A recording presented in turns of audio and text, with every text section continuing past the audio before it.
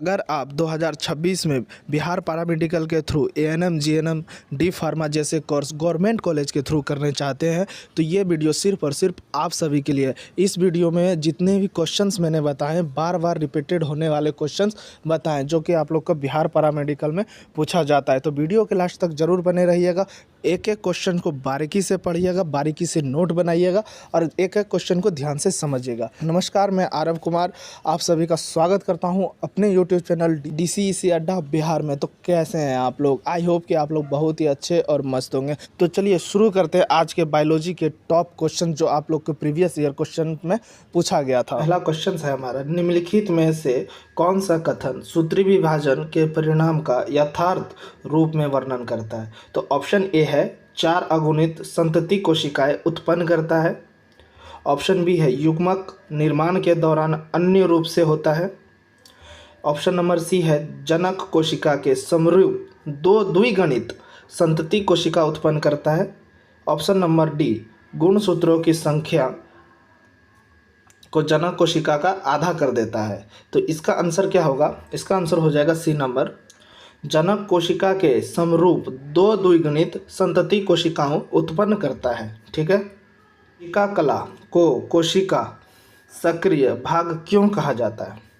Option A है यह कोशिका के लिए पोषक तत्वों का भंडारण करती है। ऑप्शन बी है यह कोशिका के समुचित कार्य के लिए आवश्यक पदार्थों के प्रवेश और निकास को नियंत्रित करती है। ऑप्शन नंबर सी है यह पहचान के लिए एंजाइम उत्पन्न करती है। ऑप्शन डी है हमारा यह केंद्रक को संचारात्मक बल प्रदान करती है।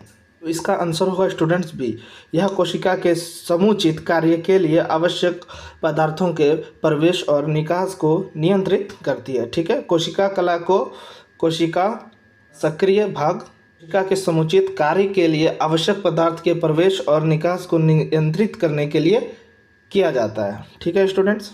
नेक्स्ट क्वेश्चन है केंद्रक। यहाँ मिस्टेक हो गया थोड़ा सा, इसको सही कर लेंगे। सुकेंद्रक है। ठीक है, सुकेंद्रक क्वेश्चन मिस्टेक है।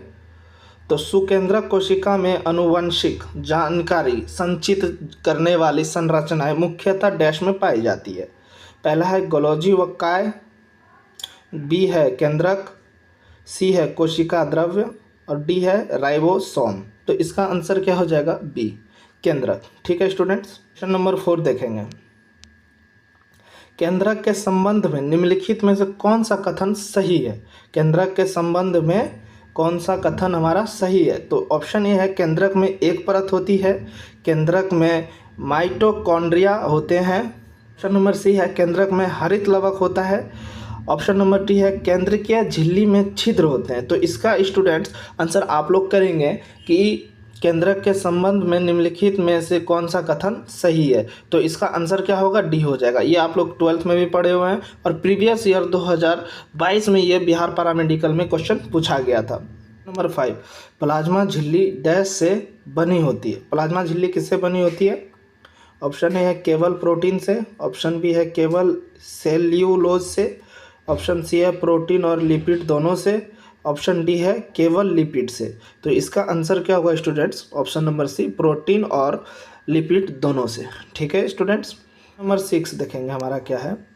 परंपरागत रूप से जिस जनन कोशिका में भोजन का भंडार संचित होता है उसे क्या कहते हैं?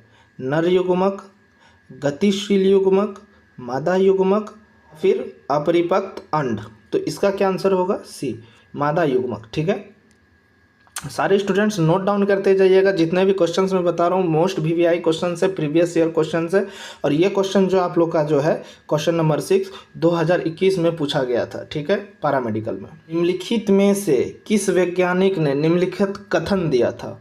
सभी कोशिकाओं का निर्माण पूर्ववर्ती कोशिकाओं से होता है। ऑप्शन ए है रूडोल्फ विर्चो। ऑप्शन बी है पुरकिंजे। ऑप्शन सी है रॉबर्ट ब्राउन। ऑप्शन डी है रॉबर्ट हुक। तो इसका आंसर आप लोग को पता है कि जो है सभी कोशिकाओं का निर्माण पूर्ववर्ती कोशिकाओं से होता है। यह कथन किसने दिया था? रूडोल्फ विर्चो ने। ठीक है, ए नंबर हो जाएगा इसका आंसर। नंबर 8 देखेंगे। निम्नलिखित में से किस कोशिकांग का अपना DNA और राइबोसोम होता है? गोल्जीकाय, माइटोकॉन्ड्रिया, लाइसोसोम। लास्ट ऑप्शन है अंतःप्रद्रव्य जालिका। तो इसका ऑप्शन हम लोग पढ़े हैं क्लास 9 में, क्लास 10 में भी है। ठीक है, तो इसका आंसर क्या होगा? इसका आंसर होगा बी, माइटोकॉन्ड्रिया। ठीक है। ऑप्शन नंबर 9, कोशिका के केंद्रक के अतिरिक्त निम्नलिखित में किन दो कोशिकांगों के अपने डीएनए और राइसोसोम्स होते हैं? पहला क्वेश्चन था कि कोशिका के केंद्रक का अतिरिक्त किन कोशिकांगों के अपने डीएनए होता है, और यहाँ पे लिखा गया है किन दो कोशिकांगों के अपना डीएनए और राइबोसोम होते हैं। इससे पहले क्वेश्चन था कि एक का, ठीक है, और यहाँ पे अब दो कोशिकाओं का है। ठीक है, ऑप्शन है हमारा लवक और माइटोकॉन्ड्रिया, लवक और गोल्जीकाय, माइटोकॉन्ड्रिया और गोल्जीकाय, माइटोकॉन्ड्रिया और लाइसोसोम। तो इसका आंसर क्या होगा स्टूडेंट्स? इसका आंसर क्या हो जाएगा? ए, लवक और माइटोकॉन्ड्रिया। ठीक है। क्वेश्चन नंबर 10 हमारा, यूकेरियोट में निम्नलिखित में से कौन सा एक द्रोही झिल्ली द्वारा कोशिका द्रव्य से अलग होता है और यह कोशिका की जीवन प्रक्रियाओं को निर्देशित करता है? ऑप्शन ए है केंद्रक, ऑप्शन बी है अंतःद्रव्य जालिका, ऑप्शन सी है राइजोसोम, ऑप्शन डी है प्लास्टिड। इसका आंसर क्या हो जाएगा? ए, केंद्रक। ठीक है, क्या हो जाएगा? केंद्रक। खाली क्वेश्चन और आंसर करेंगे और रिवीजन करते रहेंगे साथ ही साथ। ठीक है, जो मैं क्वेश्चन बता रहा हूँ सारे रिवीजन करते रहेंगे आप लोग। क्वेश्चन नंबर 11 2024 में पूछा गया क्वेश्चन बिहार पैरामेडिकल के लिए। एटीपी के विखंडन से एक निश्चय मात्रा में ऊर्जा मुक्त होती है जो कोशिकाओं के अंदर होने वाली अंतःऊष्मीय क्रियाओं का संचालन कर सकती है। ऑप्शन ए है लाइसोसोम, ऑप्शन बी है माइटोकॉन्ड्रिया, ऑप्शन सी है राइजोसोम, ऑप्शन डी है क्लोरोप्लास्ट। तो इसका आंसर हो जाएगा बी, माइटोकॉन्ड्रिया। नेक्स्ट क्वेश्चन की ओर देख बढ़ते हैं हम लोग। प्रोकैरियोटिक कोशिका की विशेषताओं से संबंधित सही कथन का चयन कीजिए। ऑप्शन देखेंगे, इसमें एक ही गुणसूत्र होता है, झिल्ली द्वारा आबाद्ध कोशिकांग उपस्थित होते हैं, इसमें एक से अधिक गुणसूत्र होते हैं, केंद्रक क्षेत्र स्पष्ट रूप से परिभाषित होता है और केंद्रक झिल्ली द्वारा घिरा होता है। तो इसका आंसर क्या होगा स्टूडेंट्स? इसका आंसर हो जाएगा ए। ठीक है, एक ही गुणसूत्र में होते हैं। नेक्स्ट क्वेश्चन देखते हैं हमारा, शायद ये क्वेश्चन सेम ही है, एक सेकंड रुक जाइए स्टूडेंट्स। हाँ, ये क्वेश्चन सेम ही है। ठीक है, वे जीव जिनमें केवल एक कोशिका होते हैं उसे क्या कहते हैं? बहुकोशिका, एकक कोशिकी, एकल, युगलिंग। ठीक है, तो इसका आंसर क्या होगा? जीव जिनमें केवल एक कोशिका, तो एक कोशिका मतलब क्या हो गया? एक कोशिका। तो इसका आंसर क्या हो जाएगा?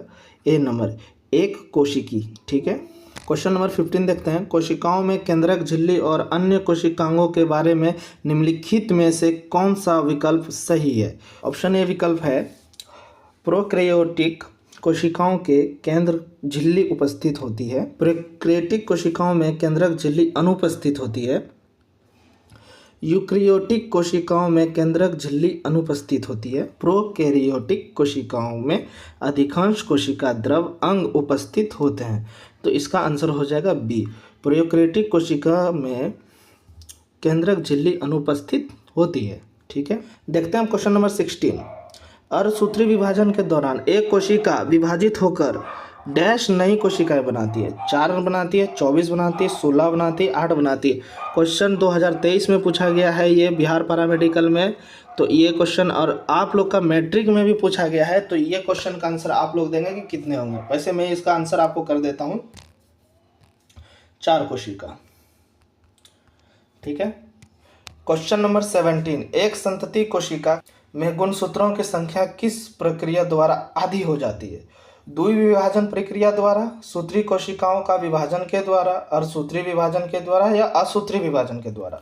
तो इसका आंसर हो जाएगा सी, अर्धसूत्री विभाजन प्रक्रिया द्वारा एक संतति कोशिका में गुणसूत्रों की संख्या आधी हो जाती है। ठीक है, क्वेश्चन नंबर 18। कौन सा अंतःकोशिकीय परिवहन के लिए मार्ग और विनिमय सतह दोनों रूप में कार्य करता है? ऑप्शन ए हमारा राइबोसोम, ऑप्शन बी है अंतःद्रव्य जालिका, ऑप्शन सी है माइटोकॉन्ड्रिया, ऑप्शन डी है प्लास्टिड। तो इसका आंसर हो जाएगा बी, अंतःद्रव जालिका। ठीक है, वे जीव जिनकी कोशिकाओं में केंद्रिक झिल्ली नहीं होती क्या कहते हैं?